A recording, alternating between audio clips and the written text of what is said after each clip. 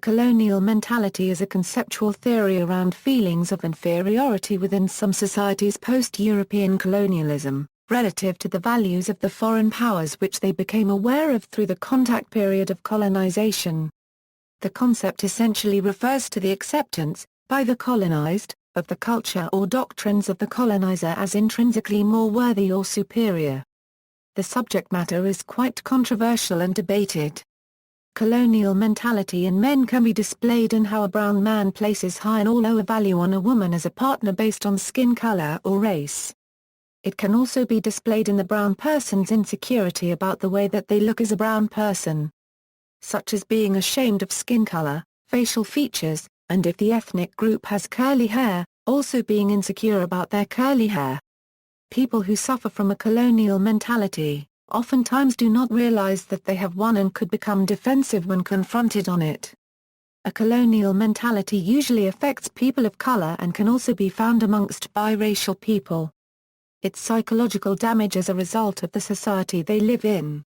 One way for the person who suffers from this mentality to overcome this mentality is to realize that they have it, and work towards self-love and overcoming their inferiority complex.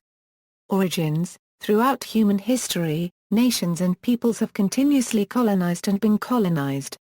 It is said that when a foreign colonial or imperial power is too strong to be effectively resisted, the colonized population often has no other immediate option than to accept the rule of the foreigners as an inescapable reality of life.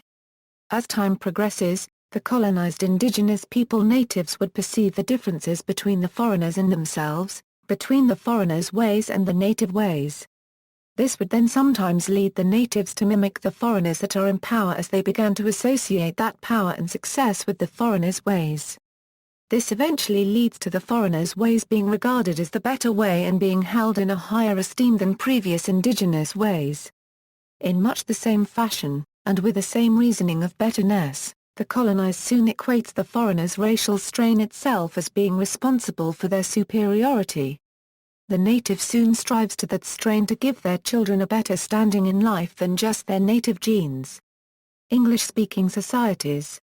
The Indian subcontinent. Some critics have stated that Rudyard Kipling's portrayals of Indian characters generally supported the colonialist view that the Indians and other colonized people were incapable of surviving without the help of Europeans, stated further that these portrayals are racist. Examples of this racism are mentioning lesser breeds without the law and recessional, and referring to colonized people in general as half-devil and half-child in the poem The White Man's Burden. The term Macaulay's children is used to refer to people born of Indian ancestry who adopt Western culture as a lifestyle. The term is usually used in a derogatory fashion, and the connotation is one of disloyalty to one's country and one's heritage. It derives from Thomas Macaulay, the 19th-century British historian and colonial administrator who regarded British culture as inherently superior to the Indian one, and who was the prime mover in replacing Indian languages with English as the medium of instruction. This process is often referred to as Macaulayism. Canada. In areas where the indigenous nations were decimated by epidemics and their cultures suffered generations of setback, the settler societies quickly outnumbered the colonized. In these cases, including much of North America and Oceania, decolonization is now taking the form of indigenous decolonization and bringing back traditional cultural knowledge in the new society. Quebec. The idea that some Quebecers hold a colonial mentality, due to the conquest of Quebec by the British and subsequent domination by English Canada, is prevalent in a segment of Qua intellectual thought, notably within the Quebec nationalist and independence movements. These theorists characterize the relationship of Canada and Quebec as a dominant-dominated relationship, and often consider the Quiet Revolution an event of decolonization. Those who are in favor of independence hold that Quebec's sovereignty is another necessary decolonizing step. The colonial mentality concept has also been used to criticize the relationship some Qua have with France, as Quebec was a colony of France in the era of New France. United States. Black America. The race-conscious society of the United States is often cited as a prime example of colonial mentality. Numerous examples included the one-drop rule and practice of the paper bag test, where African Americans were allowed or denied entry in black-only social institutions based on how light the skin tone was when compared to a brown paper bag. Those African Americans with skin tones the same or lighter than the paper bag were allowed entry. This practice of institutionalized colorism, favoring degrees of whiteness, was exemplified more so by the Blue Vein Society. Black is beautiful. In the late 20th century, the Black is Beautiful movement attempted to counteract the colonial mentality among African Americans by promoting dark skin and African features as ideals, with varied success.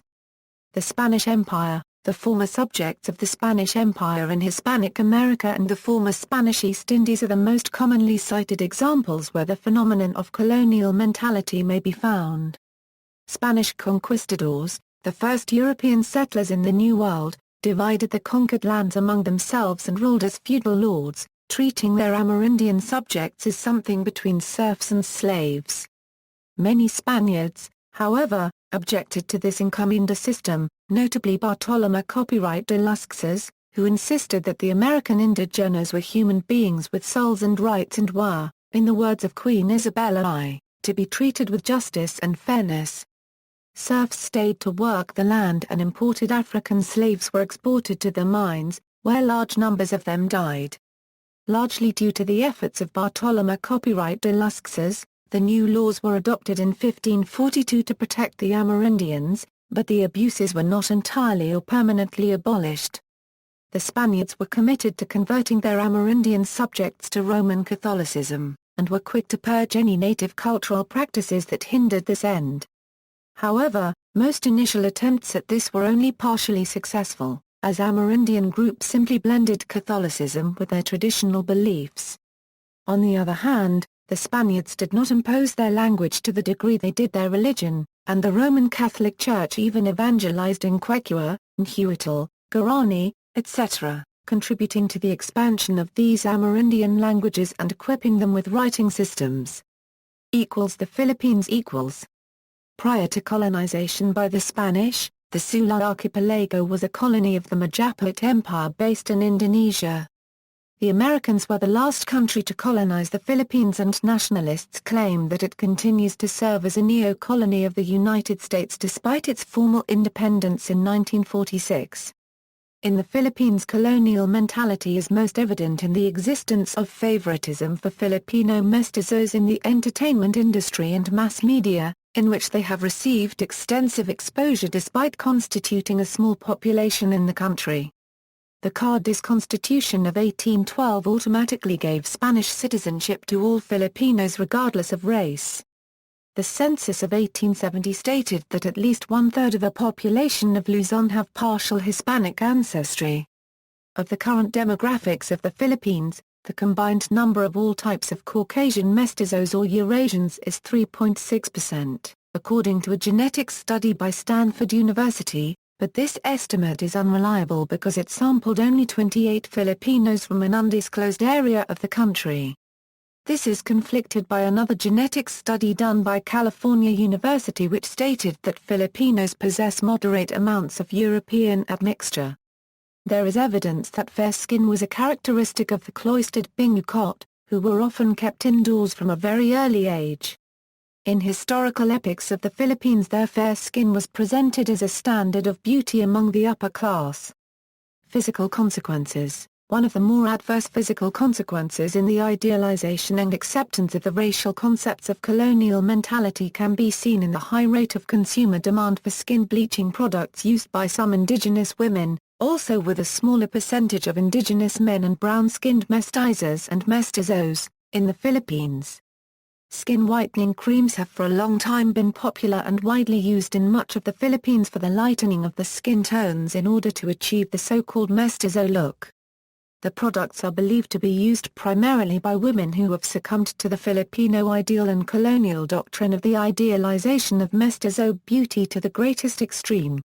The consumers of these products, whether conscious or subconsciously, are following the dangerous edict on beauty by continuing to use those products despite the extremely hazardous side effects to their health, including a high risk of various cancers due to many of its active ingredients, including mercury, and most important cancer, skin cancer, because of the lack of melanin that is the natural skin protection from the ultraviolet rays.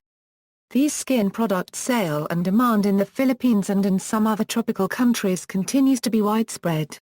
Another thought to achieve the so-called mestizo look, some indigenous Filipino men and women of all classes dye their hair auburn, golden brown, or blonde, and or changing their noses to aquiline, and or enlarging their eye shapes. Citation needed. Latin America colonial mentality can also be seen in somewhat the same form across Latin America. The demographic reality of Latin America is that around 36% is white and over 50% of its population is of part white mixed race, either mestizo or mulatto or triracial.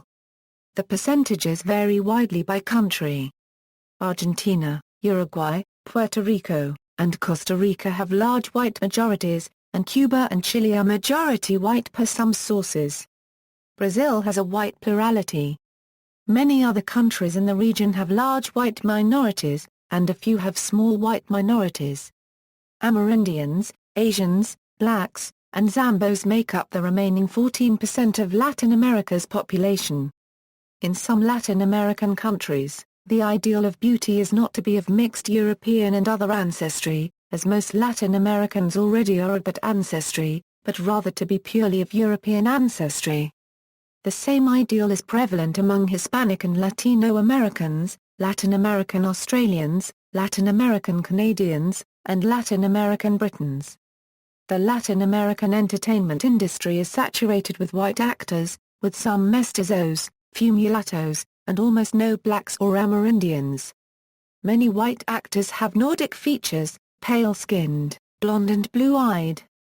An occasional actor of Asian ancestry can be seen as well. The same situation happens in U.S. Hispanic entertainment industry. This European idealization of beauty has also led to a condition of racial forgery among many Latin Americans. However, in contrast to the Filipino experience where the majority is composed of unmixed native Filipinos of whom some attempt to claim mixed European blood, in Latin America the norm is for some within the mixed-blooded majority to concentrate on attempting to diminish, hide or deny any non-European admixture. These people will then often claim to be pure Spanish or other European ancestry in their attempts to conform to the idealized pedigree dictated by their Spanish Latin American socio-racial hierarchy. To achieve the pure European look, many mixed-race people in the middle and upper classes use skin whitening products and dye their hair blonde, golden brown, auburn, or red. Some members of the non-mixed races and non-white race engaged in similar practices, dyeing their hair, use skin whitening products, and or enlarging their eye shapes and or changing their noses to aquiline, in the case of Native Americans, Black Africans, and Asians to claim pure white race or partial white mixed race. Racial forgery in Latin America is often accompanied by handed-down but unproven oral accounts of a presumed Spanish great-great-grandparent and a Spanish surname. Most mixed white race and white people in Latin America have Spanish surnames inherited from Spanish ancestors, while most other Latin Americans who have Spanish names and surnames acquired them through Christianization and Hispanicization of the indigenous and African slave populations by the Spanish friars, especially in order to ease record-keeping and tax collection, in the case of the Native Americans and Afro-Latin Americans. The preference for fair skin in Latin America is seen as more attractive and more related to higher social status.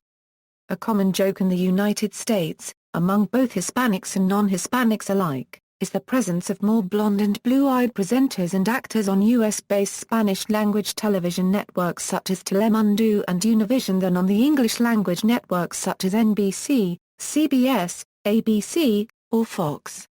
But many Americans are critical of having a predominance of blonde and blue-eyed presenters and actors on U.S.-based Spanish-language television networks. These issues are also addressed in white Hispanic and Latino Americans and race in the United States.